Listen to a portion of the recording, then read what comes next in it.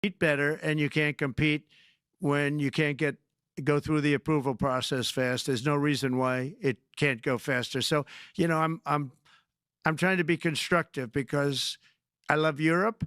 I love the countries of Europe, but the process is a very cumbersome one, and they do treat the United States of America very, very unfairly with the VAT taxes and all of the other taxes they impose. One other supposedly won a case that most people didn't think was much of a case. They won 15 or 16 billion from Apple. They won billions from Google. I think they're after Facebook for billions and billions. These are American companies, whether you like them or not. They're American companies, and they shouldn't be doing that. And that's, as far as I'm concerned, it's a form of taxation. So we have some very big complaints with the EU. Thank you. Thank you very much, Mr. President. We'll now go to one of your friends in the EU, Patrick Pouyanné. He's the chairman CEO of Total Energies. I guess you have a question ready, Patrick, for the President. Mr. President, as we understand, energy is at the top of your agenda, and it's an honor for me to represent the energy industry tonight. In this panel, Total Energies is indeed the fourth largest oil and gas and electricity company in the world. I will not ask you a question about the oil price. It's quite clear what you expect from us. I will go to gas more. And our company is the largest #1 exporter LNG from the US company. We are a strong contributor to, and we invest in a mammoth LNG projects in Texas, $20 billion. It's far from 200, but it's $20 billion. And we contribute with that to security of supply to Europe, as we export this LNG to Europe. Some experts fear that if there are too many projects developed in the US on LNG, this could have an inflationary impact on the US domestic gas price. And they recommend a pause on these projects. I would ask you the following question. What are your views about such a pause on investments on LNG in the US? What would happen if you would observe an increased domestic gas price because of these exports? And final question, which is important for Europe, would you agree to guarantee security of supply of US LNG to Europe? Well, in the last part of your question, yes, I would. I would make sure that you get it. If we make a deal, we make a deal, you'll get it. Because a lot of people do have that problem. They make a deal and then it can't get supplied because of war-type problems and other problems. So we would absolutely do that. LNG is very interesting because when I took office for the first term, one of the first things I looked at was there were two very massive plants in Louisiana, a state that has been very good to me, won it by many, many points. And I felt strongly indebted to it, actually. And they said there are two plants that have been under environmental consideration for more than 10 years. And they were costing, as you say, you know how expensive those plants are, but they were costing like 12 billion and I think 14 or 15 billion. But they couldn't get their permits. They were in review for years, many, many years, like a decade or more. And I said, so ridiculous. I know so much about that because in the construction industry, I had to go through it too, but I got good at it after a while. But I saw the projects, and you're talking about a total investment of 25 to $30 billion, and it looked like it was going to end. They couldn't get their permits. And I got them done in less than a week.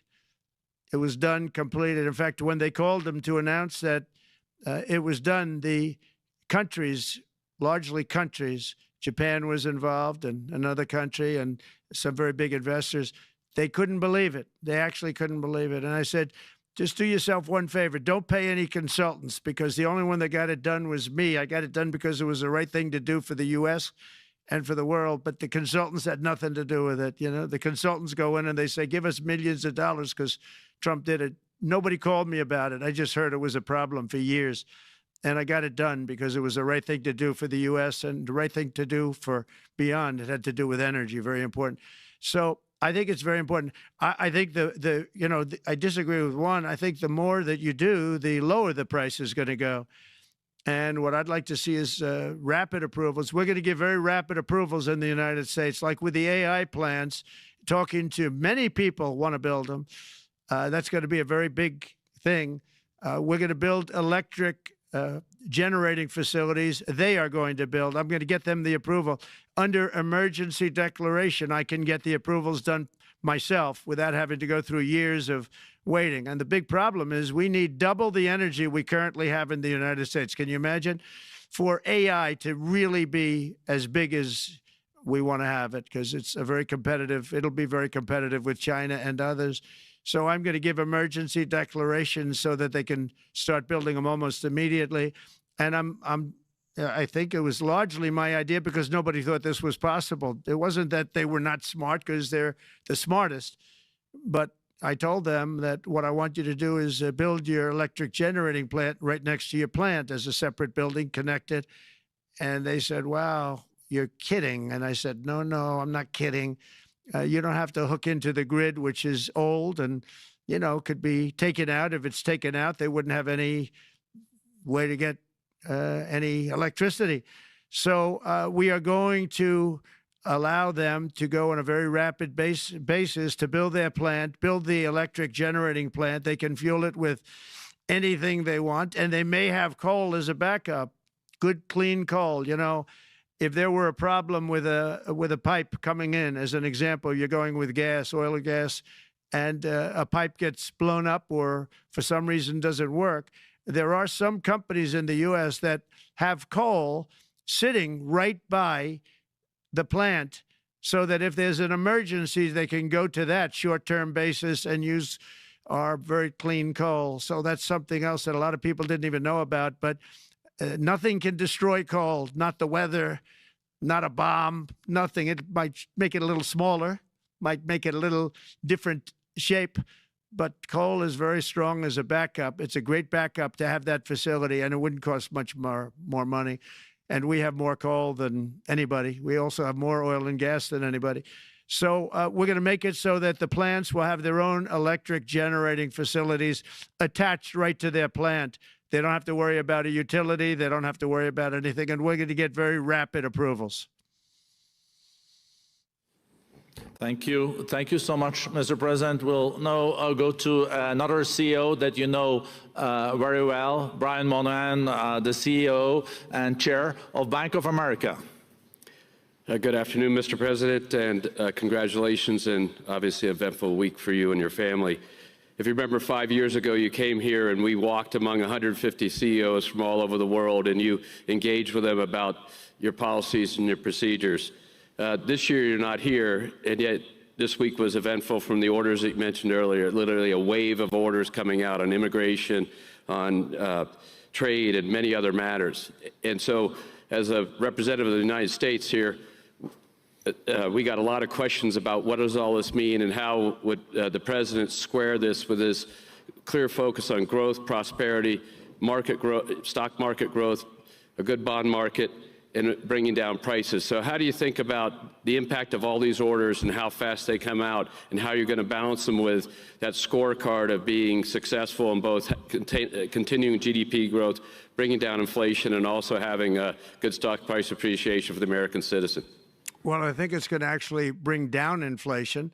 It's going to bring up jobs. We're going to have a lot of jobs. We're going to have a lot of companies moving in. Brian, we're at 21%. It was at 40%, and I got it down to 21%, the corporate tax. And it was actually, if you look at state and city, it was in many cases much higher than 40%. I got it down to 21%. And now we're going to bring it down from 21 to 15% if, there's a big if you make your product in the U.S. So we're going to have the lowest, just about the lowest rate. It'll be, the 21 is on the low side worldwide. The 15 is about as low as it gets. And by far the lowest of a large country, a large, rich, powerful country, by far, not even a contest. So we're going to bring it down to 15% if you make your product in the USA. So that's going to create a tremendous buzz. We're also probably going back to the one-year deduction where we deduct, we did that originally, and That was amazing what the impact that had, the 1-year deduction, which built up over a period of time, and then it expires. But we're going to go back to that when we do the renewal of the Trump tax plan. We have to get Democrats to approve it. But, if the Democrats didn't approve it, I don't know how they can survive with about a 45% tax increase, because that's what it would be. And so I think they're going to be. We've been working along with them pretty well. I think it's very hard for a political group to say, let's charge people 45% more. So I think we're in good shape. But we're actually doing a reduction for business and small businesses where you're going to bring it down to 15%, which is really something. And by the way, speaking of you, and you've done a fantastic job, but I hope you start opening your bank to conservatives, because many conservatives complain that the banks are not allowing them to do business within the bank, and that included a place called Bank of America. They don't take conservative business. And I don't know if the regulators mandated that because of Biden or what, but you and Jamie and everybody, I hope you're going to open your banks to conservatives, because what you're doing is wrong. Mr. President, I'll say that your friend Gianni said hello, told me to tell you hello, and we look forward to sponsoring the World Cup when it comes, both this summer for the club and next year. So thank you for getting that for the United States. Thank you very much, Brian. Thank you, Mr. President. We'll now go to Ana Butin. She's the executive chairman of Banco Santander, one of the big European banks, and also in the U.S. So, Ana. Mr. President, congratulations on a historic victory. Thank you. I believe you don't know me as well as my fellow panelists, so a few words. Santander is one of the largest banks in the world by number of customers, 170 million. That's more than my friend Brian or my friend Jamie have. Wow. And those... They fixed the regulation. That's coming, that's coming. That was cheeky. We're a big investor in the United States. We have many million customers, 12,000 employees. We're one of the largest auto lenders. And we recently launched a fully digital bank called Open Bank. We strongly believe banks have a pivotal role in the economy, and we can accelerate growth and help many more customers. That's what we're doing in the United States. So, as Brian pointed out, we very much welcome your focus on deregulation and reducing bureaucracy. So my question is, what are your priorities in this regard, and how fast is this going to happen? Thank you very much. Well, I think it's going to, thank you and congratulations. I know very much about your bank, and you've done a fantastic job. Congratulations.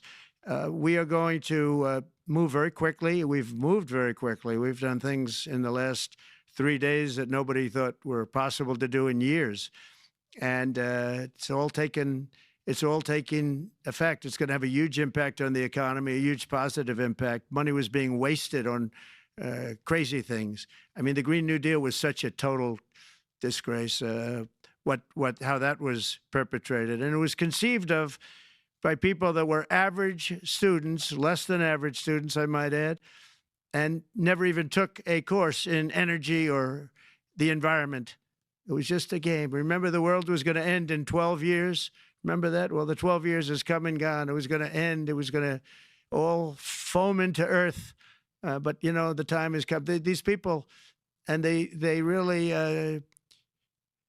scared the Democrats large. I can't say the Republicans. The Republicans maybe could have fought harder to stop it, but it's been a tremendous waste of money. You know, during my 4 years, we had the cleanest air, we had the cleanest water, and yet we had the most productive economy in the history of our country. We had the most productive economy until COVID came. We had the most productive in the history of our country by far, and actually, you can look worldwide. We were beating everybody from China to everybody else. So, and we think we really now, with what we have learned and all of the other things that have taken place, we think we can even far surpass that, actually far, far surpass it.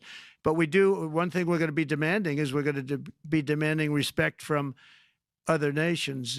Canada, we have a tremendous deficit with Canada. We're not going to have that anymore. We can't do it. I don't know if it's good for them. As you probably know, I say you can always become a state. And if you're a state, we won't have a deficit. We won't have to tariff you, et cetera, et cetera. But Canada has been very tough to deal with over the years. And it's not fair that we should have a $200 billion or $250 billion deficit. We don't need them to make our cars, and they make a lot of them. We don't need their lumber because we have our own forests, et cetera, et cetera. We don't need their oil and gas. We have more than anybody. So, just as an example, with Mexico, we're dealing with Mexico, I think, very well. And we're just, we just want to be treated fairly with other nations, because there's hardly a nation in the world, and I blame this on us, and I blame it on politicians that, for some reason, mostly it's stupidity, but you could also say other reasons, but mostly stupidity. They've allowed other nations to take advantage of the U.S., and we can't allow that to happen anymore. We have debt. It's a very small debt when you compare it to the value of the assets that we have, but we don't want to do that. We want to just have debt be obliterated, and we'll be able to do that fairly rapidly. And a lot of good things are going to happen. And honestly, good things are going to happen for the world, and good things are going to happen for the people that are dealing with us, allies and beyond allies. One thing very important, I really would like to be able to meet with President Putin soon and get that war ended. And that's not from the standpoint of economy or anything else. It's from the standpoint of millions of lives are being wasted. Beautiful young people are being shot in the battlefield. The bullet, very flat land, as I said, and the bullet goes, there's no hiding. And a bullet, the only thing going to stop the bullet is a human body. And you have to see, I've seen pictures of what's taken place. It's a carnage, and we really have to stop that war. That war is horrible. And I'm not talking economy. I'm not talking economics. I'm not talking about natural resource. I'm just talking about there's so many young people being killed in this war. And that's not including the people that have been killed as the cities are being, knocked down building by building. So we really should get that stopped. Likewise, in the Middle East, I think we've made a lot of progress in the Middle East, and I think that's gonna come along pretty well. Thank you very much. Thank you, Mr. President. We know that the most consequential relationship in the world is between the U.S. and China. U.S. 28% of the global economy, China close to 20%. That's almost half of the global GDP. And we know that you called President Xi Jinping last Friday. We heard that you had a good discussion. How do you see the relationship between the U.S. and China in the next 4 years under your leadership? He called me, but I see it very good. I think that we're going to have a very good relationship. All we want is fairness. We just want a level playing field. We don't want to take advantage. We've been having massive deficits with China. Biden allowed it to get out of hand. He's $1.1 trillion deficit. It's ridiculous. And it's just an unfair relationship. And we have to make it just fair. We don't have to make it phenomenal. We have to make it a fair relationship. Right now, it's not a fair relationship. The deficit is massive, as it is with other countries, a lot of Asian countries, actually. But we have deficits that are very big, and we can't keep doing that. So we're not going to keep doing that. But I like President Xi very much. I've always liked him. We always had a very good relationship. It was very strained with COVID coming out of Wuhan. Obviously, that strained it. I'm sure it strained it with a lot of people, but that strained our relationship. But we always had a great relationship, I would say, and we look forward to doing very well with China and getting along with China. Hopefully, China can help us stop the war with, in particular, Russia, Ukraine. They have a great deal of power over that situation, and we'll work with them. And I mentioned that during our phone conversation with President Xi, and hopefully we could work together and get that stopped. We'd like to see denuclearization. In fact, with President Putin, prior to an election result, which was frankly ridiculous, we were talking about denuclearization of our two countries, and China would have come along. China has a much smaller, right now, nuclear armament than us, or field than us, but they're going to be catching it at some point over the next 4 or 5 years. And I will tell you that President Putin really liked the idea of cutting way back on nuclear. And I think the rest of the world, we would have gotten them to follow. And China would have come along, too. China also liked it. Tremendous amounts of money are being spent on nuclear. And the destructive capability is something that we don't even want to talk about today because you don't want to hear it. It's too depressing. So we want to see if we can denuclearize, and I think that's very possible. And I can tell you that President Putin wanted to do it. He and I wanted to do it. We had a good conversation with China. They would have been involved, and that would have been an unbelievable thing for the planet. And I hope it can be President, started when up you're again. back here in Davos next year, will there be then a peace agreement with Ukraine and Russia by then? Well, you're going to have to ask Russia. Ukraine is ready to make a deal. Just so you understand, this is a war that should have never started. If I were president, it would never have started. This is a war that should have never, ever been started. And it wasn't started during there was never even talk about it. I knew that it was the apple of President Putin's eye, but I also knew that there was no way he was going in, and he wasn't going to go in. And then when I was out, bad things happened, bad things were said, a lot of stupidity all around, and you end up with what you have. Now you have all these bombed out cities. They look like demolition sites with many people killed. I think the thing that you'll see about Ukraine is that far more people have died than is being reported. And I've seen that. But far, far more people have died. When you look at a city that's become a demolition site where big buildings have been collapsed by missiles hitting them and everything else, and they say one person was slightly injured. No, many people were killed. Those are big buildings. I was surprised at how that was my business. These are buildings that go 2 and 3 blocks long. They're 20 stories high. They're big, powerful buildings, and they were knocked down, and there were a lot of people in those buildings that announced that 2 people were injured. That's not true. So I think you're going to find that there were many more people killed in Ukraine in the Ukraine war than anybody has any idea. But if you look now, so many of the people being killed are soldiers just facing each other with guns, rifles, and drones, the new form of warfare, drones. And it's a very sad thing to see. And when you see pictures of the fields that I see, nobody wants to see it. You'll never be the same. Thank you very much, Mr. President, on behalf of all the 3,000 participants here in Davos. We really underline that joining us the 3rd day in your presidency, live taking questions here is so appreciated, and we are already ready for receiving you next year in person. So thank you very much, and all the best from Davos. Thank you. Thank you very much.